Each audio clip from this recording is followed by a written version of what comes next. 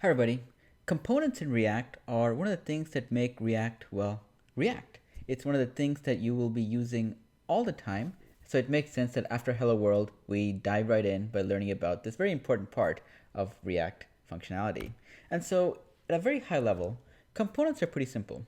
They just define the visuals and interactions that make up what people see in your app. Earlier, we talked about how React apps tend to work. We say that React apps are cool not because they're fast, but also because they help you write better apps. They help you to think about your visuals and break them up into individual pieces. And so, for example, you might have an application that looks kind of like this. It doesn't really matter what it is, it's just a generic page with a lot of visual elements going on here. When we had to break it up into its own individual parts, you can imagine it looked something like this. You have some sort of a container for your entire app. Each of your visual elements, the logo, the search box, the button, they could all be considered even smaller parts of the greater visual that you see here. And the name for that is a little bit more formal, and as you can guess, it's called a component. And so a component in React is essentially the smallest piece of representation for the visuals, which often is also tied with the functionality that you have to deal with as well. Don't worry but too much about what exactly that means right now. We'll get into more detail where this will make a whole lot more sense in a few moments. And so the way I like to think about components is not as something new, something very React specific, but instead we can think of components as being very similar to functions. Now here's an example. Let's go back to the example we started off with in the previous example where we had our hello world where we ended up with Sherlock Holmes being displayed on screen. Now let's say that we want to display a few additional names there. So let me first go ahead and in my render method replace the div, wrap my Sherlock Holmes text inside a div element. Let me go and do that. And this will of course not cause anything to change in what you see on the screen because, well, a div element doesn't really have a whole lot of visual, interestingness, if that's even a word, interestingness going on for it, and our styles certainly don't specify anything either. So I'm just copy and paste this a few more times just to add additional elements to the page. And let's go and replace Sherlock Holmes with just a collection of superheroes. Let's start with Batman, Iron Man, one of my favorite superheroes, Iron Man. And let's go ahead and throw some, Nicolas Cage. I know some people think Nicolas Cage is a superhero. Depending on which of the movies you might have seen, you might agree or disagree. And Mega Man. Not quite in the superhero genre, but an awesome game, so I'm going to include it. All right, so I've added 4 values to my render method. Let's go and refresh the page, see what's going on here. Okay, let's make the font size a little bit more manageable. If you were following along from earlier, it'll be at 144 pixels. Let me replace it to 72. All right, so now I have 4 values that are currently displayed on screen, and that's pretty much it. Now, let's say I want to replace all of these, which are currently displayed as heading 1 tags, into heading 3 tags. Let me replace it from heading 1 to heading 3. So I'm going to go through and modify each one to now have heading 3 displayed. Yes, I could use find and replace, but it's much more dramatic to show how painful it is by having to deal with multiple copies of items by manually changing them individually. All right, I changed them all to heading 3 tags. I'm going to refresh the page, and notice that now you'll now see that our content has now been replaced from heading 1 tags to heading 3 tags. And you can imagine for every other change we want to make, because these are all pretty much the same kind of data we're trying to show, it'll be duplicated multiple times. So if I want to italicize everything, just copy and paste this time, getting a little bit more advanced here, to every item as well, because right now we have basically duplicate content, which is not great in the code world and also not great in the React world because code is what tends to drive a lot of the visuals that you see. And so in the world of functions, this is what we are seeing the equivalent of. Here I have a function for being able to display the distance, the speed times the time. And I have essentially the same variables duplicated multiple times. I have a copy of the speed and time variable for 10 and 5, another copy renamed to speed 1 and time 1 for other values. And as you can see, there's a lot of repetition here, repetition that we've actually been able to solve very nicely in the function world. With functions, you do something like this. Instead of having to copy and paste every single call that you're trying to multiply, you create a function, in this case called getDistance, and it takes 2 arguments, speed and time. And what you do is you multiply the values and you return the value to be able to display it. And the way you call it is not by doing the calculations in line. You call the getDistance function and you pass in the values you're trying to multiply, your speed and time values, and the end result is something that gets displayed on screen. Now the nice thing about this is also, let's say I want to change something about how getDistance works. Instead of having to modify it for every copy of the calculation I'm trying to do, I'll just make it in one place. I make it in the getDistance function itself. Now, this is probably a lot of review for you because one of the prerequisites for learning React is to know JavaScript, and you can't really go far with JavaScript without learning how functions work. So what we're going to do though is carry over everything we've learned about functions and apply them to components and then go further, but we'll start off with something that we know and map to it.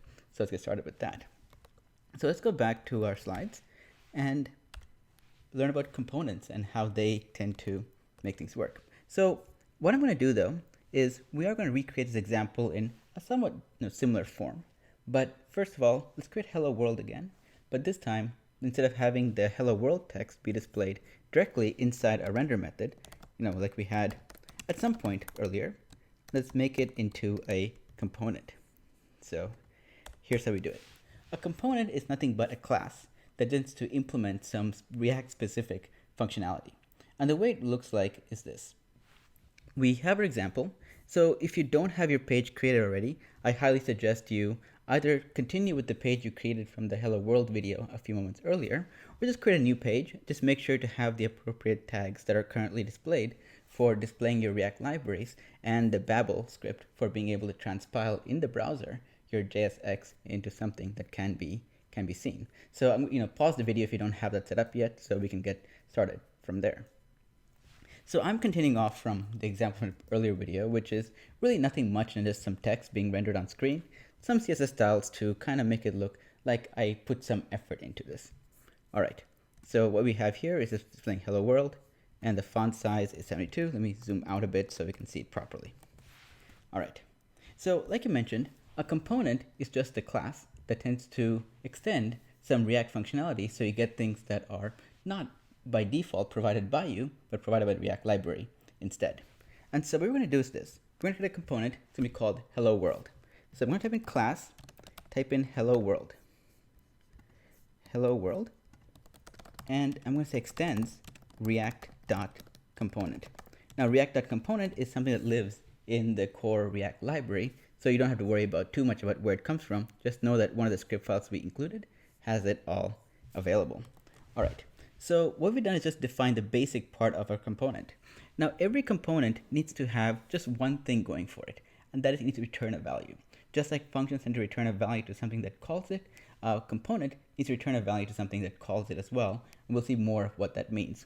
And the way you return a function in the world of components in React is not by using the return keyword, but by using the render method instead. So inside my class, I'm going to type in render, open close parentheses, just a typical class method definition, and that's it. And in my render method, I'm going to return JSX, the things that I want to essentially render on screen. So I'm going to return p hello world, and that's it. Actually, not a p tag. Let's make it a heading 1 tag. Let's keep it consistent. Heading 1, render to the screen, and there we have it. So what we just created is, at its most basic level, a very simple component. We just have, it's called hello world, and it renders something to the screen, and that is the text hello world. Now, here's what makes it really cool. The way you tend to instantiate and call a component is by writing it as you would any custom HTML tag. So a class called hello world. So in my React DOM.render method, typing in hello world inside the bracket, inside the the greater than, less than brackets, and just typing in hello world, not hello world, hello world. All right, and because it has no opening or has no children, I'm using a self-closing version of it. All right, let me hit refresh, and if everything worked properly, you'll see hello world displayed right there. In fact, since we had hello world displayed earlier, let's change to hello componentized world. I hope I spelled it correctly. And once I've done that, notice you see hello componentized world displayed. So that's at a very high level, the most basic kind of a component you can create, where you have just the name of a component and returning some markup, and your markup can have all kinds of things going for it. We're just displaying a heading 1 tag, nothing too crazy going on here. So that's the surface level of what components are, and you'll be using a few of them like this, but in reality though, the components we'll be creating will have a few more things going for them. And thing is this, right now our components, they don't take any arguments. They just display what they've been hard coded to display. Unless you want to display hello world for the rest of your app's life, you want it to display something different, or you might have additional functionality that'll be parameterized. And that is kind of gets us back into territory of functions, which we call them arguments. In the world of components, they're called properties, or as React likes to call it, props. So let's look at how we can use these props to simulate how functions take arguments. All right, let's go back to our code. So we have one call to hello world right now. Let's make a few more calls. And the way you make multiple calls is you can just copy and paste your component instantiation a few more times. All right, now let me refresh the page. You'll now see the words hello componentized world duplicated the same number of times as I copied and pasted the hello world component instantiation. All right, so what I want to do is instead of displaying hello componentized world and have it be hard coded, I want to go ahead and have it be something I pass in as an argument as part of calling the hello world component. And so the way I'm going to do that is by using this prop syntax. And I want to show it to you first, and then we'll talk about how it works. And so in my component where I have hello componentized world hard coded, I'm going to replace it with the brackets and then say this.props. And here I'm going to specify the name I want to give this argument, the name I want to give my prop. I'm just going to call it greet target. All right. And so let's just look at what we just typed in here. So the first thing is these curly brackets. These curly brackets, what they do is they specify a region that's going to be an expression. It's something that React looks at and it actually evaluates what's inside it, as opposed to just printing the raw text onto the screen. So in this case, because what we're going to be displaying is something that is the result of you evaluating some expression, we're going to place it in those little brackets. And then what goes inside there is this.props, which is basically the internal name for the arguments, the props keyword. And then this at props, and after that you specify the name you want to give the argument, how you're going to identify it as part of your component. And so that is the first part. The second part is actually just specifying the value I want to display. What will greet target actually display? And so here we can, continue with the superhero references we had earlier. So I'm going to type in greet target. Remember, that's the name we specified our prop will have as part of passing in some value. So greet target equals Batman. Let's start with Batman. And if I were to just refresh this page, well, actually, no, let's not refresh the page here because we're going to get some errors because our component expects some values. I'm going to copy the greet target, the text, because I'm lazy. I don't want to copy too many things. So let's replace the next word of Batman with Iron Man, just like before. Nicolas Cage. Next one would be Mega Man.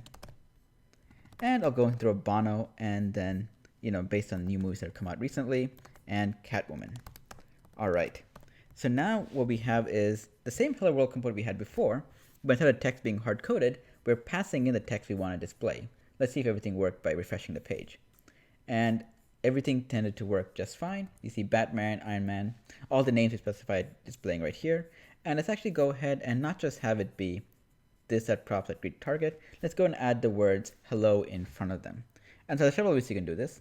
The one way is by just typing in hello and then comma, get that target, and then exclamation mark afterwards as to add the words. The expression can be within your text. React knows what to do with it, so let's make it work.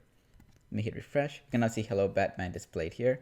You can also, because what you have in a component, JSX, it's all JavaScript, you could also use some string concatenation and actually specify all the things you want to do using the quotation marks and all of that. But who wants to deal with that when it can just do normal HTML type logic where you just type in what you want to display and then just have the special region inside the angled brackets that gets evaluated at runtime. So let's just leave it in this approach, which is a good combination of what makes HTML great and also what makes the JSX functionality in React pretty cool as well. So that's really the simple way of being able to specify arguments to your components so they aren't really just robotic and repetitive without really having any unique values that are being passed in from it.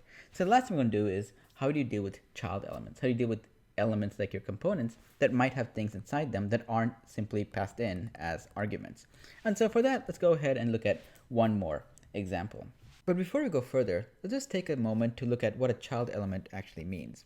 So in HTML, your elements can have children. For example, a div element is a great example of an element that happens to be a container. And inside of it, you can have elements that can have other elements outside of them, and all of that. That same applies to your components because JSX is in some ways very similar to HTML. So for example, here I have my hello world component. My hello world component is not designed to take any children right now, but if we had to imagine it is capable of doing that, what it can do is have the opening bracket and closing bracket for hello world, add some children, like let's say a list tag, put some numbers in it. Doesn't matter. This is all just it's a fake example. And so what I can do here, and we can say this, is that hello world now is a component that is now capable of displaying child content as well. And so, what am I typing here? It's like I have L1 here instead of Li, which is why the formatting and things are kind of off in VS Code. But you can imagine that if this component were to exist, it has some ability to render these list elements, or at least deal with the data in some intelligent way. And so what we're going to do is create one more component, our last component of the day, and try to tie it together what we've just seen here with child elements as something that a component can actually read and understand. And so for this, we're going to create another component. Let's not use hello world again. We've already seen it a few times. And this also gives you more practice with creating another component just to get it into your memory, how to quickly define a component from scratch. So class, let's call this one, it's a special kind of button. And the most creative name we could come up with is like buttonify. So buttonify, not sure how it's pronounced, but we'll just call it that for now. Extends react.component. So nothing new here. We're gonna have a render method that's going to return some content. In this case, what we're returning is not a single line of JSX. And so one of the things you might often see is that just the way JavaScript works is for multi-line things you're returning, you have to specify them as part of parentheses. And so here I have my return statement, but now with the opening and closing parentheses that I can now put more content into. So the first thing I'm going to return is a div element. So div, and inside my div element, I'm going to return a button type equals this dot props dot behavior. So we're going to have a prop called behavior. Just note that for now. And then let's ignore the children property for now. We're just going to basically provide it as a button, take what we've already seen and just continue with that. And so if I had to essentially call this, I would, just like before, type in the name of my component as a way of instantiating it. And in this case, the attribute is called behavior, or in this case, props is called behavior. So behavior equals, let's just call this submit. And I'm going to go ahead and close the buttonify tag as well. All right, so if I refresh this page, let's see what we'd see. And we don't actually see anything. And that's not because the button isn't actually rendering. If you were to actually if you zoom in very, very closely, not here, but if I were to zoom into the Chrome browser very, very closely, you can see there's a button there. But of course, nothing is displayed because, well, our button is currently empty. So just like before with the hello world component where we specified some children inside of it, you can treat the values that you provide to your button, in this case a buttonify component, as a child element. So what I want to display is the words send data. Let's make it all caps just because that is all the rage these days. Send data. And what we want to do is have this value show up as part of something we render on screen, because after all, what we display here is just instructions that our component uses to ultimately return what gets rendered via the render method. And so the way we do that is by using another keyword. We saw the props keyword earlier, the props property that every React component tends to have, but now we have one more, and it's a children property that lives off of the props object. And so this dot props dot children, and once I've typed this in, I now have access to all of the child elements that this component might be sending my way. So if I hit refresh, you'll now see send data is now displayed. And because it is a button, we can go ahead and style it just to make it a little bit noticeable. Let's make it a big font, 64 pixels.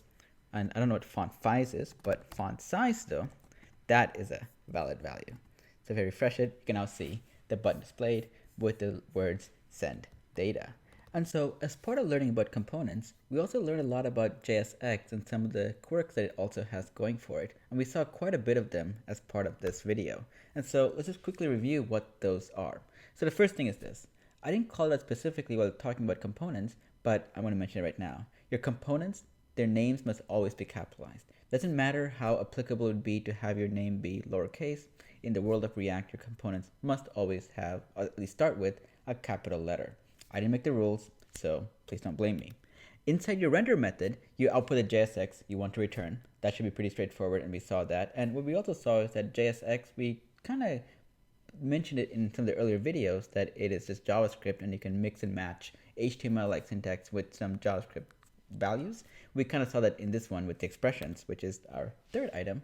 The way you evaluate JavaScript as part of what you return is by wrapping it inside the curly braces, the curly brace characters, which I don't know how to quite display, kind of like this with your hands. I don't know, but you can see it on screen, what it looks like. All right, and the last one is this. The way you call a component is by directly wrapping its name in the angle brackets, just like you would for any HTML element. If your component doesn't really have any children, doesn't take any children, you can use the self-closing approach where you have angle bracket, then the slash and the angle bracket. Or if it takes children, you can then have the opening version of the tag and the closing version of the tag, just like you would for any HTML element. So that part is consistent. Just remember that your component is capitalized. So make sure when you're calling it, you also are using the capitalized version of it. So lower casing and or mixing and matching the casings will not work. All right, with that, we covered the first major chunk of understanding how React works. Hello World was great. It got our feet wet with just knowing how the tools work, how to set up our page, and so on. But with this video, though, we learned about components and the first major block that you'll need to master as part of building all these cool things with React that you see all around us. And with that, if you have any questions, post in the forums at forum.group.com. Don't post in the comments here because A, I don't check them all the time, and B, the formatting and options you have available to share it with other people, it's just not great. So save some time, go to the forums. If you like this book, or if you like this video, not book, jumping ahead here. If you like this video, tell your friends and enemies. Hit subscribe on this channel to be notified of more videos similar to this that will be coming out regularly. Follow me at Twitter, at Krupa, where I post a lot about web development and various animal pictures, science gifs, just stuff that I find interesting, which you may find interesting as well. Only way to know is if you follow me. And of course, like I mentioned at the very beginning of this, there is a book available. It's called Learning React. It covers not only this, but more advanced topics about React in a paper version. So if you like to just sit back and read, you can do that as opposed to watching a video or scrolling through a web page. All right, guys, see you all next time.